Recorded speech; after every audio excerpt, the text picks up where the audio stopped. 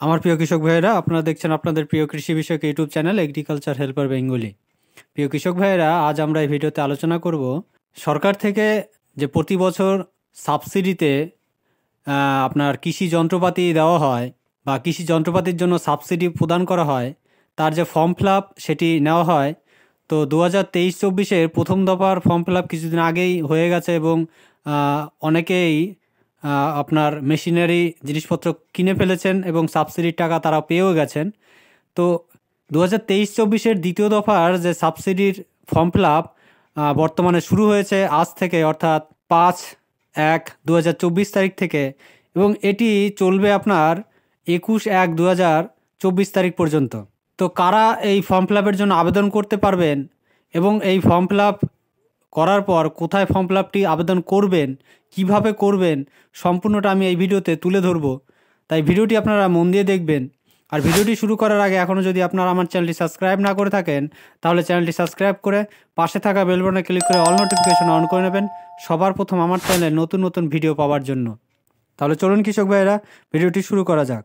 তো প্রিয় কৃষক ভাইয়েরা, আমরা যদি আমাদের রাজ্য সরকারের যে অর্থাৎ মাটির কথা ওয়েবসাইটে আসি, সেখানে আমরা দেখব যে সরকারি ভর্তুকিতে দ্বিতীয় দফার কৃষি যন্ত্রপাতি ক্রয়ের জন্য আপনাদের আবেদনের ফর্ম ফিল আপ চলছে, তার একটি নোটিফিকেশন জারি করা হয়েছে এবং সেখানে লেখা আছে FSSM ও OTA SFI প্রকল্পে অনলাইনের আবেদন জমানো হচ্ছে মাটির কথা .net ওয়েবসাইটে, এবং এটি দ্বিতীয় দফার আবেদনপত্র জমানো হচ্ছে এবং যেটি ফর্ম ফিল আপ শুরু হচ্ছে 5/1/2024 থেকে 21/1/2024 পর্যন্ত।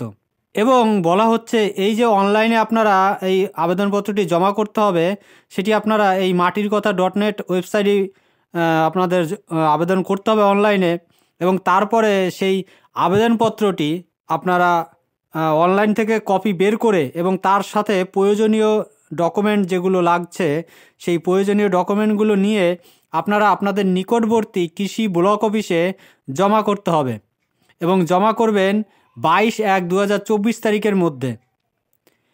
এটি 2023-24-এর কৃষি দপ্তর দ্বারা প্রকাশিত গাইডলাইন অনুসারে দ্বিতীয় দফার প্রকল্পের এটি রূপান্তরিত হবে, অর্থাৎ এই যে আপনার আবেদনপত্রটি, এটি অর্থাৎ 23-24-এর দ্বিতীয় দফার আবেদনপত্র। এবং এখানে আপনি কীরকম সাবসিডি পাচ্ছেন, এখানে আপনি সাবসিডি যেটি পাচ্ছেন সেটি হলো ছোট কৃষি যন্ত্রপাতির জন্য 50%, এবং এখানে সর্বাধিক আপনি 10,000 টাকা পর্যন্ত সাবসিডি পাবেন, এবং শক্তিচালিত যন্ত্রপাতির জন্য 50 থেকে 60%, এবং সর্বাধিক আপনি এখানে 3 লক্ষ টাকা পর্যন্ত সাবসিডি পাবেন। এখানে কৃষি যন্ত্রপাতির মধ্যে আপনার কিন্তু সোলারটাও, যে আমাদের সোলার পাম্প সিস্টেম, সেটিও কিন্তু ইনক্লুডেড, অর্থাৎ আপনারা চাইলে সোলার পাম্পও নিতে পারেন এই আপনার 50 থেকে 60% সাবসিডিতে, যেটি সরকার সম্পূর্ণভাবে আপনার সাবসিডি প্রোভাইড করবে।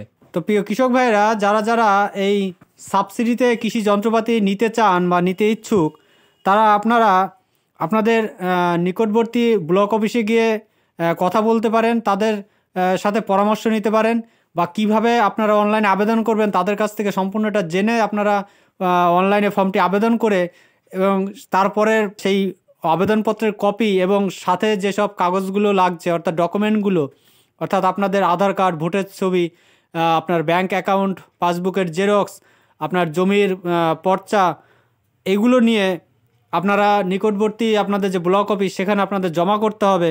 তো আপনারা জমা করলে তারপরে আপনাদের পরবর্তী স্টেপে যখন সাবসিডির জন্য গভর্নমেন্ট থেকে অ্যালট করা হবে তখন আপনাদের ডাকা হবে, এবং পরবর্তীতে আপনাদের কৃষি যন্ত্রপাতি ক্রয় করে সেগুলো ভেরিফিকেশনের পরেই আপনারা এই সাবসিডির টাকাগুলো পাবেন।